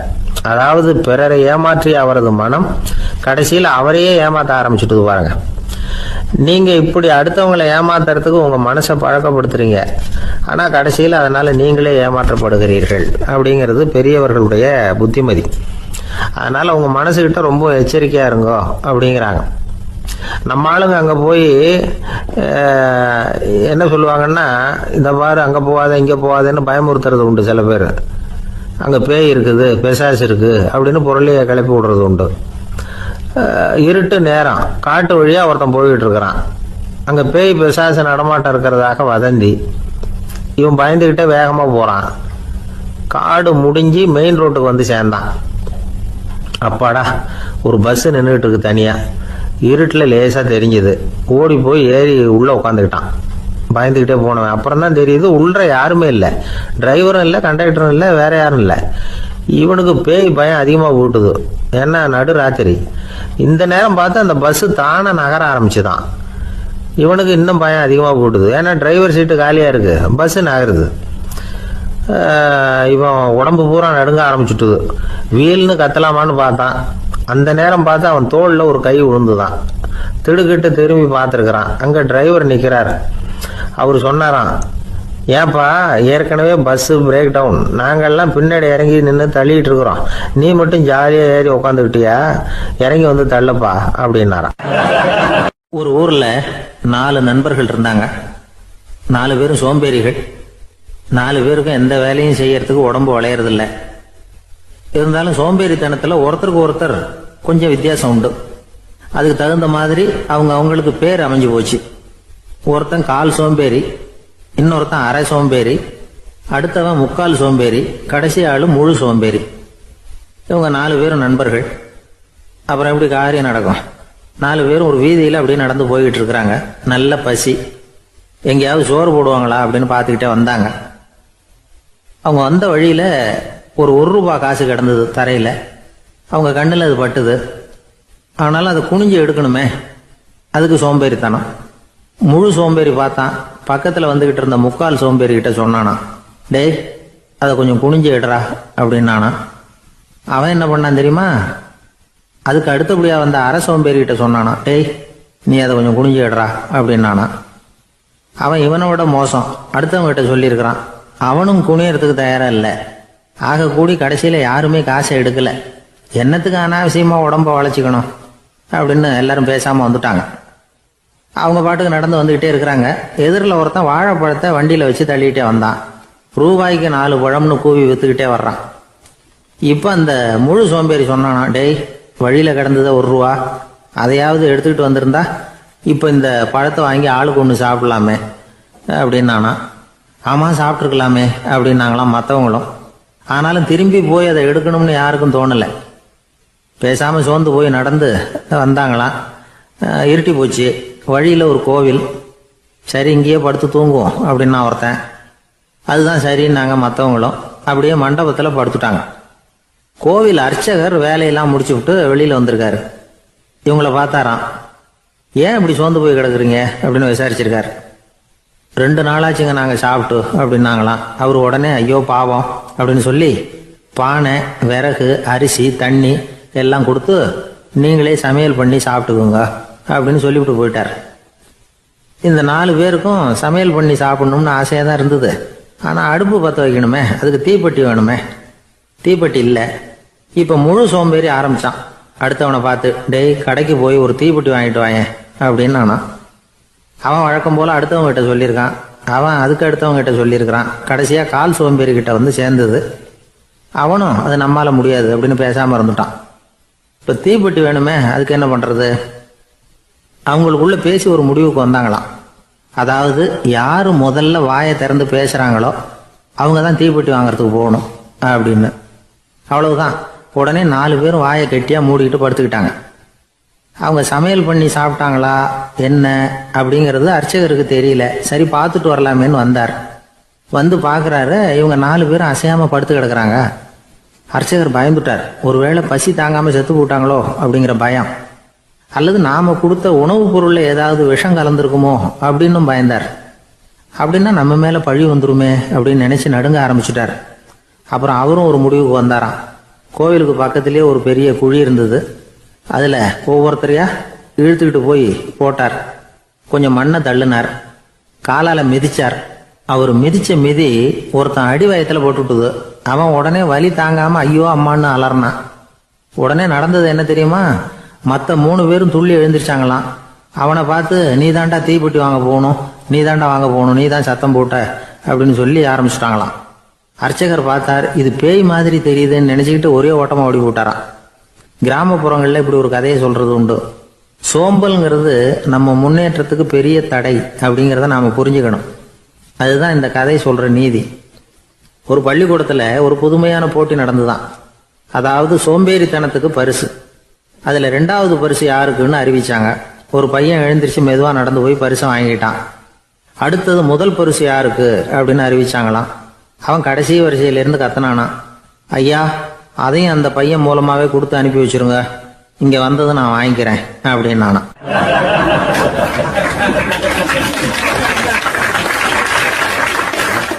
ஒரு ஊரில் ஒரு ராஜா இருந்தார்.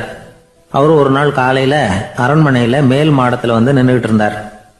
அப்போ ஒரு ஆள் வீதியில் ரொம்ப வேகமாக ஓடிக்கிட்டு இருக்கான். அதை ராஜா கவனிச்சார். அவன் மனசில் ஏதோ ஒரு தவிப்பு இருக்குங்கிறத புரிஞ்சுக்கிட்டார். உடனே அரண்மனை சேவகர்களை கூப்பிட்டார். அந்த ஆளை இங்கே அழைச்சிட்டு வாங்க அப்படின்னார். இவங்க ஓடி போய் அந்த ஆளை அழைச்சிட்டு வந்தாங்க. மன்னர் முன்னாடி நிறுத்தினாங்க. மன்னர் அவனை நிமிர்ந்து பார்த்தார். எதுக்காக இவ்வளவு வேகமாக ஓடிக்கிட்டு இருக்கிற அப்படின்னு கேட்டார். இதுக்கு அவன் சொன்னா, மன்னா நம்ம கோட்டையின் வடக்கு வாசல் இருக்கு இல்லையா, அது ஓரமா ஒரு பெரிய பாறாங்கல் கிடக்கு. அதுக்கு அடியில் நான் ஒரே ஒரு வெள்ளி நாணயத்தை புதைச்சி வச்சிருக்கேன். அது இப்போ எனக்கு தேவைப்படுது. என்னுடைய மனைவிக்கு ஒரு பரிசு வாங்கி கொடுக்க வேண்டியிருக்கு. அதுக்காக தான் அவசரமாக ஓடிக்கிட்டு இருக்கிறேன் அப்படின்னா. மன்னர் யோசனை பண்ணார். அப்புறம் சொன்னார், அதுக்காகவா இப்படி ஓடுற? பரவாயில்ல, அதை பற்றி கவலைப்படாத. நான் உனக்கு 10 வெள்ளி காசுகள் தர்றேன், வாங்கிட்டு திரும்பி போ அப்படின்னார். இவன் தலையை சொரிஞ்சான். மன்னா நீங்கள் கொடுக்கறத ரொம்பவும் மகிழ்ச்சியோடு வாங்கிக்கிறேன். இருந்தாலும் அதுக்கப்புறம் அந்த வடக்கு வாசலுக்கு போய் அங்கே இருக்கிற ஒரு நாணயத்தையும் எடுத்துக்கிட்டு போயிடுறேனே அப்படின்னானா. இதை பாருப்பா, அந்த ஒரு நாணயத்தை மறந்துடு, உனக்கு 100 வெள்ளி நாணயங்கள் தரேன் இருக்கார். மன்னா ரொம்ப மகிழ்ச்சி, உங்கள் மாதிரி தாராள குணம் வேற யாருக்கும் வராது. நீங்கள் கொடுக்குற 100 நாணயங்களையும் வாங்கிக்கிறேன். இருந்தாலும் வடக்கு வாசலுக்கு போய் அதையும் எடுத்துக்கிட்டா 101 ஆயிடுமே அப்படின்னானா. இதை பாருப்பா, அந்த ஒரு நாணயத்தை மறந்துடு, அது எக்கேடாவது கெட்டு போகட்டும். நான் உனக்கு 100 பொற்காசுகள் தரேன், அதையாவது வாங்கிட்டு வந்த வழியிலேயே திரும்பி போடுன்னாராம். தங்க நாணயங்களே தரேன்னு சொல்றீங்க, தாராளமாக வாங்கிக்கிறேன். இருந்தாலும் வடக்கு வாசலுக்கு போய் அப்படின்னு மறுபடியும் ஆரம்பிச்சான். அரசர் வந்து பொறுமை இழந்துட்டார். கடைசியாக ஒரு முடிவுக்கு வந்துட்டார்.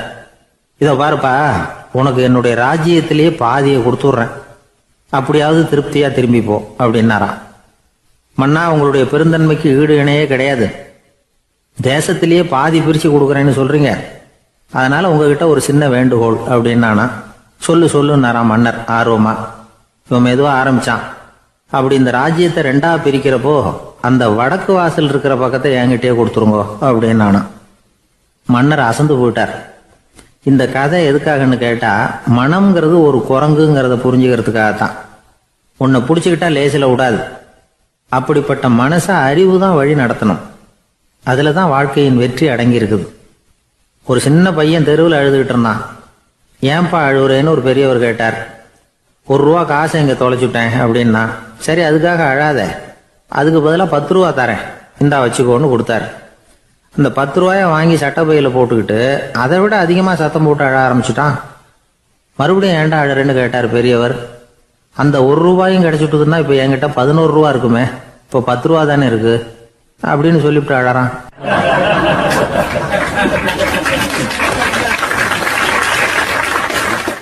என்னுடைய நண்பர் ஒருத்தர், அவருக்கு ஜாதகத்துல நம்பிக்கை உண்டு. அவரே ஜோசியம்லாம் பார்ப்பார். என்ன சார் இந்த காலத்துல இதையெல்லாம் நம்பிக்கிட்டு இருக்கீங்களே அப்படின்னு கேட்டா, உங்களுக்கு ஒன்றும் தெரியாது சார், இந்த உலகத்துல ஒவ்வொருத்தரும் அவங்கவங்க செய்யற நல்லது கெட்டதுக்கு தகுந்த பலனை அனுபவிச்சே தீரணும் பார். அது மட்டும் இல்ல, ஒருத்தர் செத்துட்டா கூட அவன் செஞ்ச பாவ புண்ணியங்கள் கூடவே போய்கிட்டு இருக்கும் பார். அது எப்படி கூட போவோம் அப்படின்னு குதர்க்கமா கேட்டா, அதுக்கு அவர் ஒரு கதை சொன்னார். அது ரொம்ப சுவாரஸ்யமா இருந்தது. அது என்ன கதைன்னா, ஒரு ஊர்ல ஒருத்தர் இருந்தாராம். அவர் ஜோசியம் பார்க்கறதுல ரொம்ப கெட்டிக்காரரான். ஒருத்தருடைய தலைமுடியை மட்டும் அவர்கிட்ட காட்டினா போதும், அதை மட்டும் பார்த்துட்டு அவருடைய ஜாதகத்தையே அலசி விடுவாராம். அப்பேற்பட்ட திறமை.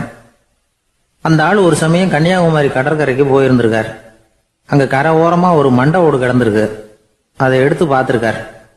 அந்த மண்டை ஓட்டை வச்சுக்கிட்டே அதோட ஜாதகத்தை அலசியிருக்கார். இந்த மண்டை ஓட்டுக்கு உரிய ஆசாமி வாழ்க்கையில ரொம்ப கஷ்டப்பட்டிருக்கணும், நிறைய கஷ்டத்தை அனுபவிச்சிருக்கணும். அது தாங்க முடியாம தான் கடல்ல விழுந்து தற்கொலை பண்ணிட்டு இருக்கான் அப்படிங்கறத அவரு கணிச்சுட்டார். இருந்தாலும் இந்த மண்டை ஓடு இன்னமும் அனுபவிக்க வேண்டியது பாக்கி இருக்கு அப்படிங்கறத அவர் உணர்ந்தாராம். அது சரி, ஒருத்தன் உயிரோடு இருக்கிற வரைக்கும் நல்லது கெட்டதை அனுபவிக்க முடியும், செத்ததுக்கு அப்புறமும் பாக்கி இருக்குன்னா அதை எப்படி அனுபவிக்கிறது? இந்த மண்டை ஓட்டுக்கு இன்னும் கொஞ்சம் பாக்கி இருக்குங்கிறது அவருக்கு புரிஞ்சதே தவிர அதோட அர்த்தம் என்னங்கிறது சரியா விளங்கல. சரி, இதை இன்னும் கொஞ்சம் விவரமா ஆராய்ச்சி பண்ணுவோம் அப்படின்னு நினைச்சுக்கிட்டு அதை தன்னுடைய வீட்டுக்கு எடுத்துட்டு போயிட்டார். அந்த மண்டை ஓட்டை ஒரு பெட்டியில வச்சு பூட்டினார். தன்னுடைய தனி அறையில அதை பத்திரமா வச்சுக்கிட்டார். தினமும் ராத்திரி ஆனதும் தன்னுடைய மனைவியை பார்த்து, நீ போய் பூஜை அறையில தனியா படுத்துக்க அப்படின்னு சொல்லிவிட்டு தினம் ராத்திரி 12 மணிக்கு பெட்டியை திறந்து அவர் பார்ப்பார். மண்டை ஓடு அப்படியே இருந்தது தவிர இன்னும் கொஞ்சம் பாக்கி இருக்குங்கிறதுக்கு அர்த்தம் அவருக்கு விளங்கல. அந்த மண்டை ஓட்டுக்கு இன்னும் என்ன பாக்கி இருக்க போகுது? எப்படியோ ஒரு 10 நாள் போச்சு. அந்த வீட்டம்மாவுக்கு சந்தேகம் வந்துட்டுது. நம்ம வீட்டுக்காரரு நம்மளை தனியா ஏன் தூங்க சொல்றார் அப்படிங்கிற சந்தேகம்.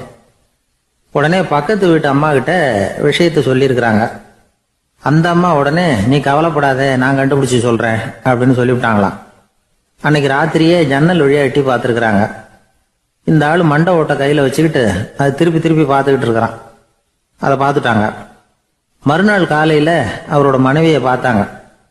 ஏம்மா, உன் வீட்டுக்காரருக்கு நீ முதல் மனைவியா 2வது மனைவியா அப்படின்னு கேட்டாங்களாம். எனக்கு தெரிஞ்ச வரைக்கும் நான் ஒருத்தி தான் அவருடைய மனைவி அப்படின்னாங்களாம் அவங்க. அப்படி இல்லை, நீ அவருக்கு 2வது மனைவி. முதல் மனைவியின் மண்டை ஓட்டை தான் அவர் தினமும் ராத்திரியில் எடுத்து பார்த்துக்கிட்டு இருக்கிறார் அப்படின்னாங்க அடுத்த வீட்டு அம்மா. அப்படியா விஷயம் அப்படின்னு சொல்லிவிட்டு கணவன் வீட்டில் இல்லாத நேரமா பார்த்து அந்த மண்டை ஓட்டை எடுத்து கொண்டாந்து ஒரு உரல்ல போட்டு உலக்கையால குத்தி நொறுக்க ஆரம்பிச்சிட்டாங்க. வெளியில போயிருந்த அந்த ஆள் அப்பதான் உள்ள நுழைஞ்சார். மண்டை ஓடு உலக்கை கிட்ட குத்து வாங்கிட்டு இருக்கு. அது அனுபவிக்க வேண்டியது இன்னும் கொஞ்சம் பாக்கி இருக்குங்கிறதுக்கு அர்த்தம் எனக்கு இப்பதான் புரிஞ்சுது அப்படின்னாராம் அவர். இந்த கதையிலேருந்து நாம இன்னொரு நீதியையும் புரிஞ்சுக்கணும். அதாவது நம்ம வீட்டை பத்தி நமக்கு புரியாததெல்லாம் அடுத்த வீட்டுக்கு.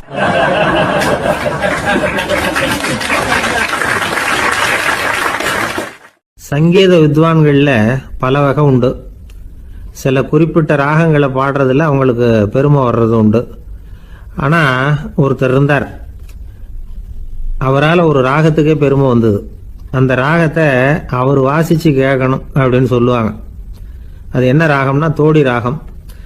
சரி, அந்த வித்வான் யாருன்னா அவர் தான் திருவாவடுதுறை ராஜரத்னம் பிள்ளை. பேராசிரியர் கல்கி ஒரு சமயம் தம்முடைய பத்திரிகையில் எழுதினாராம். அதை அப்படியே படிக்கிறேன் கேளுங்களேன். ஆகா, ஸ்ரீ ராஜரத்னம் பிள்ளையின் தோடி ஆலாபனையை முதலில் கேட்டபோது அவருடைய கற்பனையை விட்டு தள்ளுங்கள். நம்முடைய மனதில் என்னென்ன இன்பமயமான கற்பனைகள் எல்லாம் உதித்தன. குழந்தை தாயிடம் கொஞ்சம் குரலை கேட்டோம், அன்னை குழந்தையிடம் கொஞ்சம் குரலை கேட்டோம், ரதியும் மன்மதனும் பேசிக்கொண்ட காதல் மொழிகளை கேட்டோம், முருகன் சிவபெருமான் செவிகுளர மொழிந்த உபதேசத்தை கேட்டோம், கலைமகள் கவிஞனுக்கு அருளிய ஆசி மொழிகளை கேட்டோம், நாரத முனிவருடைய தம்பூரா சுருதியை கேட்டோம், ராவணன் தன் எலும்பை ஒடித்து வீணையாகச் செய்து வாசித்த கானத்தை கேட்டோம், கானப் பறவைகளின் கலகல ஒலியை கேட்டோம், கோல குயில்களின் குரல் இனிமையை கேட்டோம். இப்படிலாம் பேராசிரியர் கல்கி விமர்சனம் எழுதியிருக்கிறார். திருவாவடுதுறை ராஜரத்னம் பிள்ளை அவர்களுடைய வாசிப்பை கேட்டுட்டு டி.என். ராஜரத்னம் பிள்ளை இறந்து போனார். அப்போ கவிஞர் கண்ணதாசன் எழுதினார், செவியனில் ஓடி எங்கள் சிந்தையில் ஓடி இந்த புவியெல்லாம் ஓடி நின்பார் பொங்கிய தோடி வேறெங்கு எவரிடம் போகும் ஐய இனி அதை காப்பார் யாவர் அவிந்தனின் சடலத்தோடே அவிந்தது தோடிதானும் அப்படின்னு எழுதினாராம். அந்த அளவுக்கு அவருடைய தோடியை ரசித்தவர்கள் உண்டு. அதே மாதிரி தோடின்னா என்னன்னு தெரியாமலே அவரை ரசித்தவங்களும் அந்த காலத்தில் உண்டு. அதாவது ஒரு பெரிய சபையில் இவர் வாசிச்சுக்கிட்டு இருக்கிறார். பாதியில் ஒரு பெரிய மனுஷன் உள்ள வந்தார்.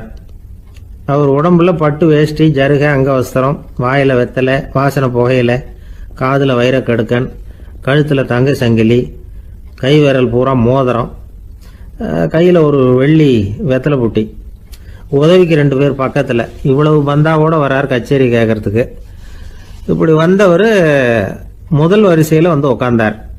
வித்வான் வாசிச்சு முடிச்சதும் இவர் அவரை பார்த்து, ஐயா, நீங்கள் தோடி வாசிக்கிறதுல ரொம்ப கெட்டிக்காரர்னு கேள்விப்பட்டிருக்கேன், அதை கேட்கறதுக்காக தான் மெனக்கிட்டு வந்திருக்கிறேன், அதை வாசிங்களேன் அப்படின்னாராம் இந்த பெரியவர். ராஜரத்னம் பிள்ளைக்கு ஒன்றும் புரியல. ஏன்னா இதுவரைக்கும் அவர் வாசிச்சுக்கிட்டு இருந்ததே அந்த தோடி ராகத்தை தான். அதை வாசித்து முடித்ததும் அதை வாசிங்களேன்னு இவர் கேட்குறார். அப்படின்னா இவரோட ஞானம் எப்படிப்பட்டது? இவ்வளவும் கேட்டுட்டு இப்படி கேட்குறாரே அப்படின்னு அவர் யோசிச்சிருக்கிறார் ராஜரத்னம் பிள்ளை. உடனே என்ன பண்ணார் தெரியுமா? பக்கத்தில் ரொம்ப சாதுவாக சுருதி போட்டுக்கிட்டு இருந்த ஒரு முதுகில் ஓங்கி ஒரு குத்து விட்டாராம். அவருக்கு ஒன்றும் புரியல, எதுக்கு நம்மளை அடிக்கிறார் இவர், நம்மளை குத்துறாரு வித்வான்னு. அவர் அதிர்ச்சியால் இவர் நிமிர்ந்து பார்த்துருக்கார். அப்போ ராஜரத்னம் பிள்ளை சொன்னாராம், ஏய்யா ஐயா பெரிய மனுஷன், என்னுடைய பரம ரசிகர், தோடி ராகம் கேட்கணுங்கிறதுக்காக இவ்வளவு தூரம் வந்திருக்கிறார், முதல் வரிசையில் உட்காந்துருக்கார். நீ இந்த சமயம் பார்த்து தோடி ராகம் வாசிக்கிற நாதஸ்வரத்தை வீட்டில் வச்சுட்டு வந்துட்டியே, இப்போ ஐயாவுக்காக அந்த ராகத்தை நான் எப்படி வாசிக்கிறது அப்படின்னு சொல்லிவிட்டு மறுபடியும் முதுகில் ஒரு அடி கொடுத்தாராம். அடி வாங்கினவருக்கே சிரிப்பு அடக்க முடியலையா.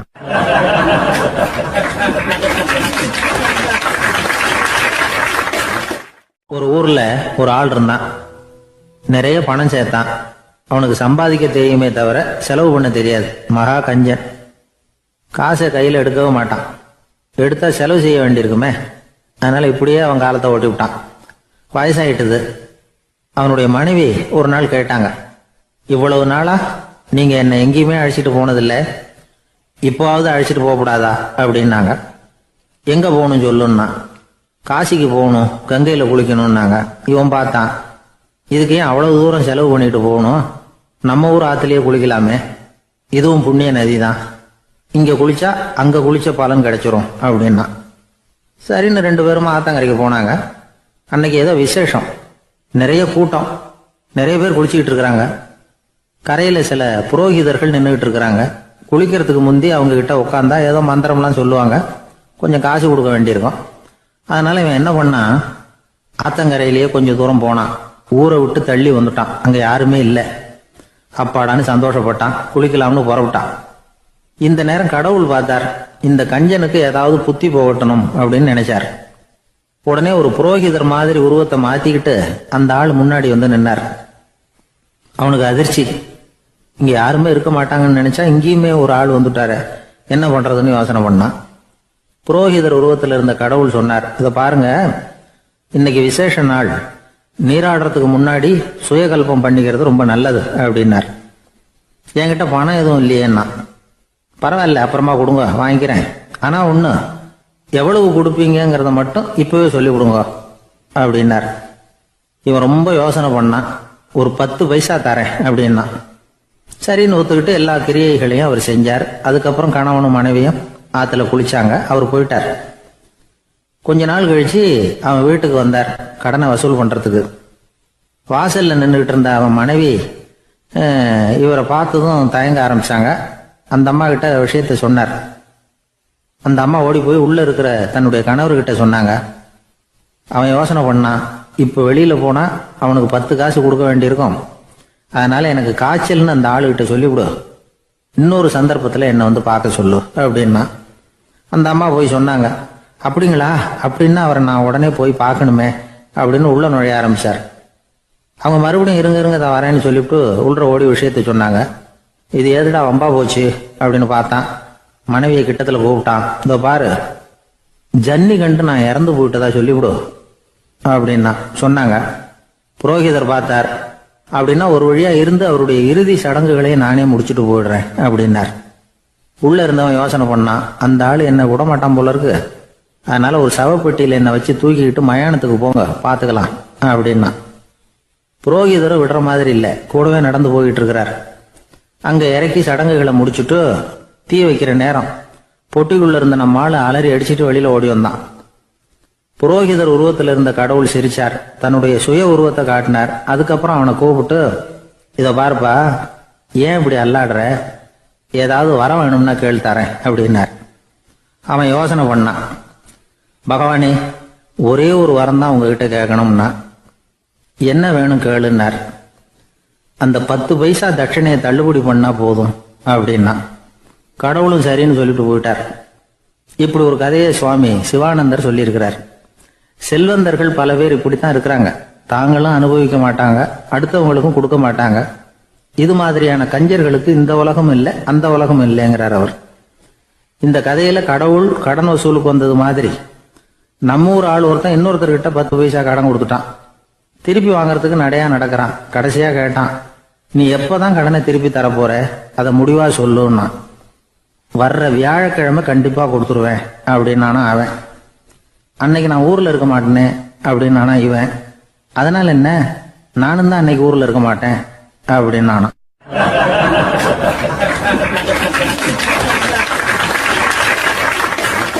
எனக்கு இது மட்டும்தான் சார் தெரியும், இதை தவிர வேற எதுவும் தெரியாது அப்படின்னு சொல்லிக்கிட்டே காலம் தள்ளுறவங்க ரொம்ப பேர்.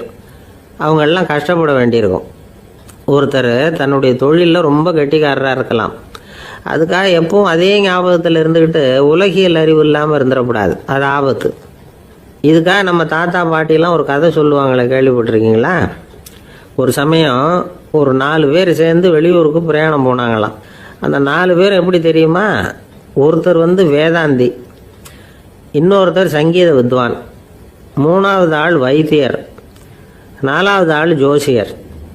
இவங்க 4 பேரும் நண்பர்கள். அதனால் சேர்ந்து புறப்பட்டாங்க. வழியில் ஒரு ஊரில் தங்கினாங்க. இருட்டி போச்சு. அதனால் இன்றைக்கி ராத்திரி இங்கேயே தங்கி இருந்துட்டு நாளைக்கு புறப்படலாம் அப்படின்னு தீர்மானம் பண்ணாங்க. சாப்பாட்டுக்கு என்ன பண்ணுறது, அங்கேயே கடத்தெருவுக்கு போய் சாமான்லாம் வாங்கியாந்து சமைச்சு சாப்பிட்லாம்னு முடிவு பண்ணாங்க. 4 பேர் இருக்கிறதுனால ஆளுக்கு ஒரு காரியமாக செய்யலாம் அப்படின்னு வேலையை பிரிச்சுக்கிட்டாங்க. வைத்தியர் கரிகாய் வாங்க போனார், வேதாந்தி எண்ணெய் வாங்க போனார், ஜோசியர் பலசரக்கு வாங்க போனார், சங்கீத வித்வானுக்கு சமைக்கிற வேலை. எல்லாம் சரி, ஆனால் நடந்தது என்ன தெரியுமா? கடைத்தெருவுக்கு காய்கறி வாங்க போனார்ல வைத்தியர், அங்கே போய் மார்க்கெட்டில் பார்த்தார். ஒவ்வொரு கரிகாயாக எடுத்து பார்த்தார். இது பித்தம், உடம்புக்கு ஒத்துக்காது, இது வாயு, உடம்பு ஒத்துக்காது அப்படின்னு ஒவ்வொன்றா தள்ளினார். கடைசியில் ஒன்றுமே தேரல, வெறுங்கையோடு திரும்பி வந்துகிட்டு இருக்கிறார். எண்ணெய் வாங்க போனார் வேதாந்தி, அவர் ஒரு தொன்னையில் எண்ணெயை வாங்கினார். பேசாமல் அதை எடுத்துகிட்டு வர வேண்டியது தானே, முடியல. அவருடைய வேதாந்த மூளை சிந்திக்க ஆரம்பிச்சுட்டுது. இந்த தொன்னைக்கு எண்ணெய் ஆதாரமா அல்லது எண்ணெய்க்கு தொன்னை ஆதாரமா அப்படிங்கிற ஆராய்ச்சியில் இறங்கினார். என்னாச்சு தெரியுமா? அப்படி கவுத்து பார்த்தார். வாங்கின எண்ணெய் பூராவையும் வழியில் கொட்டிவிட்டு வெறும் தொண்டையோடு வந்து சேர்ந்தார். பலசரக்கு வாங்க போனார் ஜோசியர். அவர் ஒரு வழியில் பார்த்தாரு. வழியில் வந்தவங்களெல்லாம் அங்கங்கே ஒரு மரத்தடியில் உட்கார வச்சு அவங்களுக்கெல்லாம் ஆர்வம் சொல்ல ஆரம்பிச்சிட்டார். அப்படி ஒவ்வொருத்தராக சொல்லி முடிச்சுட்டு கடத்தருக்கு போய் சேர்ந்தார். இவர் அங்கே போய் சேர்றதுக்குள்ளே ரொம்ப நேரம் ஆகிட்டுது. கடையெல்லாம் பூட்டி விட்டு போயிட்டாங்க. என்ன செய்கிறது? அவரும் வெறுங்கையோட திரும்பி வந்து சேர்ந்தார். சரி, இவங்க கதை தான் இப்படி ஆச்சு. அங்கே சமைக்கிறதுக்காக உட்காந்துருந்தார் சங்கீத வித்வான். அவர் கதை என்னாச்சு தெரியுமா?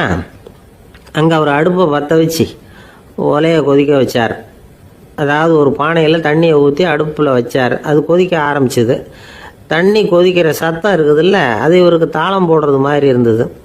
ஒரே குஷி, பாட ஆரம்பிச்சிட்டார். பாடிக்கிட்டே உற்சாகமாக கையில் இருந்த கரண்டியால் அந்த பானையில் தட்டினார், தாளம் போடுறதா நினச்சிக்கிட்டு. அவ்வளவுதான், பானை பட்டுன்னு உடஞ்சி போச்சு. தலையில் கையை வச்சுக்கிட்டு அவரும் உட்காந்துட்டார். எந்த தொழில் தெரிஞ்சாலும் சரி, அதை புத்திசாலித்தனமாக பயன்படுத்த தெரியலன்னா ஆபத்து தான். அதுக்காக தான் இந்த கதை. ஒரு பஸ்ஸு டிரைவர் ரொம்ப கெட்டிக்காரரு. பஸ்ஸை ரொம்ப திறமையாக ஆபத்து இல்லாமல் ஓட்டினதுக்காக பரிசுலாம் வாங்கினவர். அவரே ஒரு படகு ஓட்டுறதுக்காக அழைச்சிட்டு போயிருக்கிறாங்க, மோட்டார் படகு. அதையும் ரொம்ப திறமையாக தான் ஓட்டிகிட்டு போயிருக்கிறாரு. நடுக்கடலில் போனதும் படகு நின்று போச்சு. மோட்டாரில் ஏதோ கோளாறு. என்ன செய்யலாம் அப்படின்னு அந்த டிரைவரை கேட்டிருக்கிறாங்க படகுல இருந்தவங்கெல்லாம். அப்போ அவர் சொன்னாராம், கவலைப்படாதீங்க, ஒன்றும் பிரச்சனை இல்லை, எல்லாரும் கொஞ்சம் கீழே இறங்கி பின்னாடி தள்ளுங்க, மோட்டார் ஸ்டார்ட் ஆகிடும் அப்படின்னாராம்.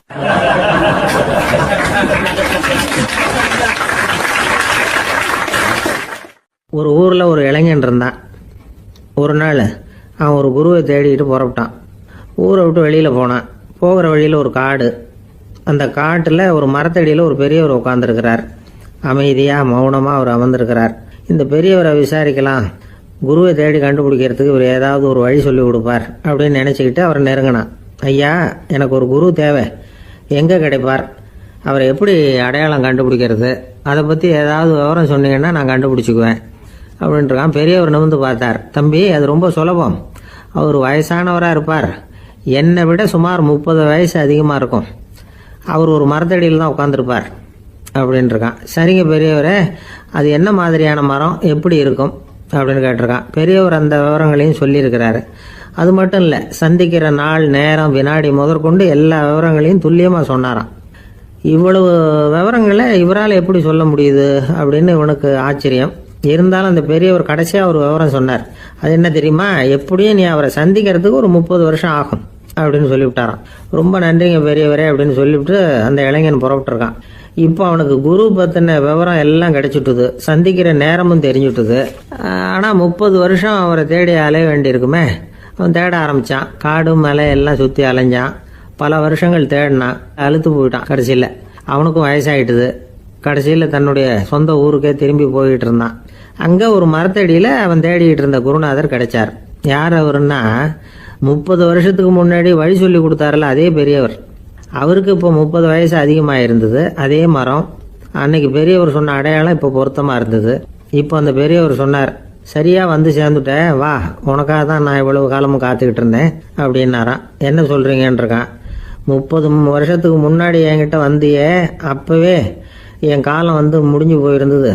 அப்போவே என்ன உனக்கு அடையாளம் தெரியல, அதனால் இவ்வளவு காலம் உனக்காக காத்துட்டு இருக்கும்படி ஆயிட்டுது அப்படின்னாராம். ஐயா, அப்போவே நீங்கள் சொல்லியிருக்கலாமே, இதுதான் 30 வருஷம் கழித்து நீ சந்திக்க போகிற இடம், நான் தான் உன்னுடைய குரு அப்படின்னு சொல்லியிருக்கலாமே அப்படின்ட்டுருக்கான்.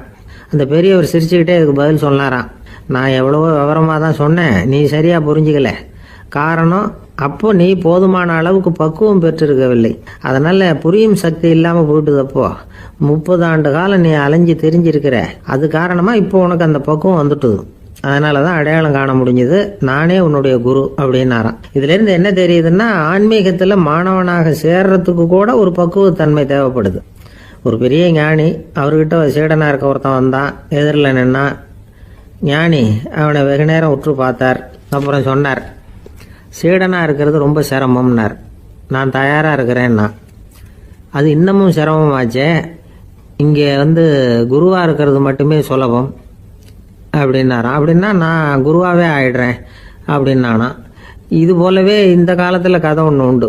ஒரு பள்ளிக்கூடத்தில் வகுப்பு ஆசிரியர் மாணவனை திட்டிக்கிட்டு இருந்தார். டேய், நீ 100க்கு 10 மார்க்கு தான் வாங்கிட்டு இருக்க, இவ்வளவு மோசமாக நீ படித்தா கடைசியில் மாடு மேய்க்கிறது கூட லாய்க்கு இல்லாதவனா ஆயிடுவேன். அதுக்கப்புறம் என்ன செய்ய போகிற அப்படின்னாராம். பையன் தலையை சொரிஞ்சுக்கிட்டே சொன்னானாம்,